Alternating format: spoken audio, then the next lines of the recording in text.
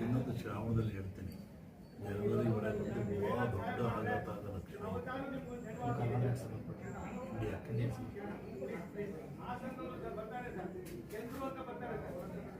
ಸೂಳೆಯ ಮಗನುಟ್ಟಿ, ಇದನ್ನು ಇಟ್ಕೊಂಡಿದ್ವಿ, ಪರಿಹಾರ ಮುಂದೆ ಹೇಳ್ತೀನಿ. ಸೂಳೆಯ ಮಗನುಟ್ಟಿ ಆಳುವನು ಮುನಿಕುಲವ, ಯುದ್ಧವಿಲ್ಲದ ಮಡಿಯ ಪುರವಲ್ಲ ಕೂಡಾದೀತು.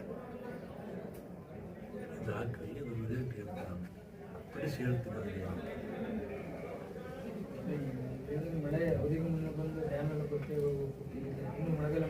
ಇನ್ನೊಂದು, ಅಕಾಲದಲ್ಲಿ ಮಳೆ ಬಂದರೆ ಸಕಾಲದಲ್ಲಿ ಮಳೆಗೆ ತೊಂದರೆ ಆಗ್ತದೆ.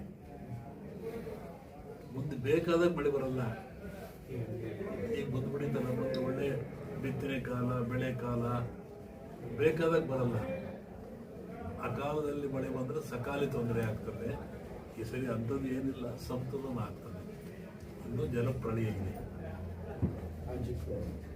ಜಲಪ್ರಳಯ ಇಡೀ ಭಾರತೀಯ ಜಗತ್ತಿಗೆ ಇದು. ಸಾಗರದಲ್ಲಿ ಒಂದು ಅಚ್ಚರಿಯ ಸಂಗತಿ ಕಾಣುತ್ತೆ. ಜಲಸ್ಫೋಟ ಅಂತ ಹೇಳಿದ್ದೆ ನಾವಲ್ಲಿ.